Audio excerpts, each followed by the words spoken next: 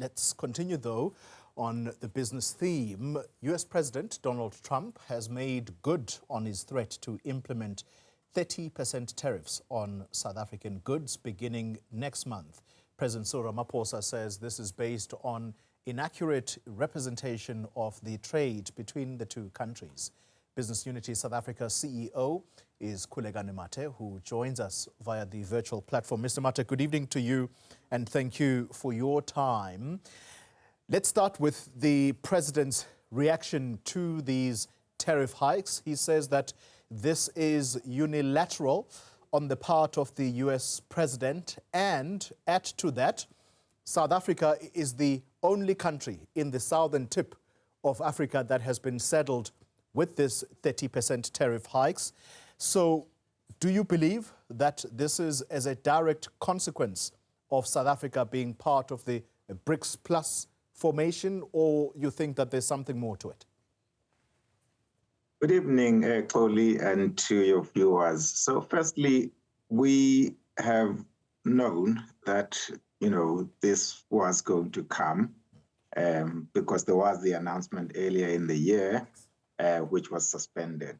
So I would not suggest that South Africa is being singled out for other reasons other than the fact that the president of the U.S. has an issue with, countries with whom the U.S. has a trade deficit. So, the threat was always there. It has now come to pass, effectively. Well, I'm going to press on. You'll forgive me for that. The understanding here, Mr. Mathe, is that on the back of that visit to the White House, South Africa and the U.S. were effectively negotiating, and the Minister of Trade, Industry and Competition was the man in charge of these negotiations. How is it then that, with that background, suddenly there is a 30% tariff hike with no indication of how those negotiations had gone?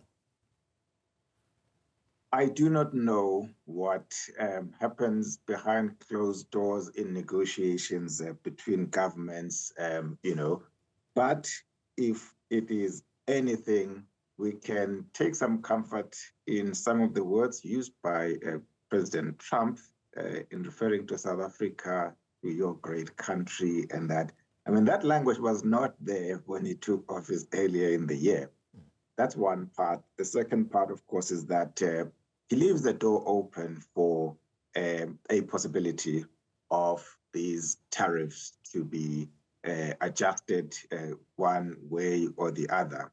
So it seems to me that those negotiations are not concluded, that much we know, and that depending on how those negotiations are concluded, that could affect or impact on these tariffs. Time is not on our side. We know that negotiating a trade deal takes years. Here, we're trying to do it in weeks, especially doing it together with many other countries who are also negotiating their own trade deal. So the time factor here is really an important one. Yeah. But I think that there is room for us to reach a position in which we could have lower tariffs. Yeah, and I'm glad you touch on the factor of time, because the 1st of August is knocking at our door. If left unchanged, how significant an impact will these have on South African corporations? It will be significant. So firstly, the U.S. is our second largest trading partner.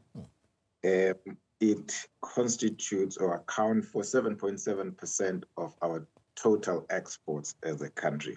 That is not small. Taken in totality, it might seem like, okay, well, you still have 90-odd% of your trade going into other destinations, but this is an important destination for reasons that I've stated, And in some sectors, the impact would be devastating. So we know that sectors such as auto are hugely exposed. Sectors such as the agricultural sector. So the impact would both be sectoral as well as regional, because the production of some of these goods happens in certain regions. So regions where, the auto industry is a major employer, it will be devastating. Regions where some of the agricultural products that we export to the US, Limpopo and the Capes, etc., those regions will be heavily affected by this. So it is not an insignificant, it will have a non-insignificant impact on the South African economy. Yeah.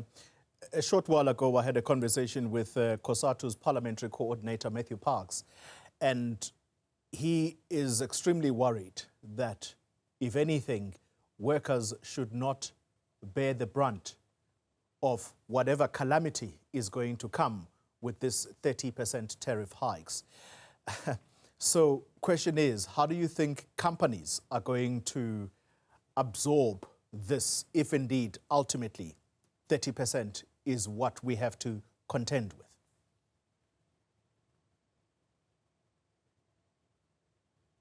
Mr. Mathe, are you still there? All right. So firstly, what we do know is that there's this... yes, I am. Apologies. We thought yes, you had broken off. Can you hear me? Yes, we can hear you. Please go ahead.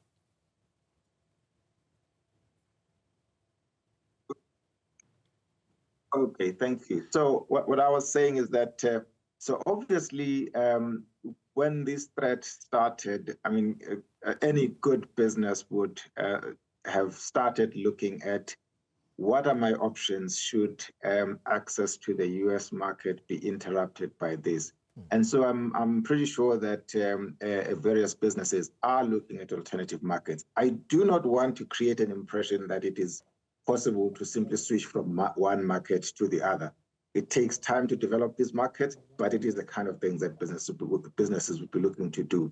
In the short term, short to medium term, those companies that are exposed, that are finding themselves having to export less to the US, unfortunately, jobs will be affected in those sectors. And it is more devastating in a country that has such high levels of unemployment. So I do agree with Matthew Parks that we would all have preferred that jobs are not affected here. And in fact, if there is anybody who really is listening out there, we would urge that prioritize saving jobs. I'm not just talking to South African companies, because South African companies are already doing their best to try and preserve jobs. But I'm talking about those on the other side of the Pacific Ocean, because jobs will be affected by these kinds of actions. Very quickly, Mr. Mathe, I'm out of time. Adrian Gore is the current president of BUSA, the organization you represent. He was part of the delegation to the United States. Is he part of this negotiating team? If so, who are they talking to in the US administration? So there is a team that the president took with him for the meeting in the White House, and that is different to the team that is actually negotiating the trade deal, largely led by the Department of Trade and Industry, as you would expect. So Mr. Adrian Gore is not part of the negotiating team. All right. Thank you very much for that clarification. Khulekani Mathe, CEO of Business Unity South Africa. Thank you very much.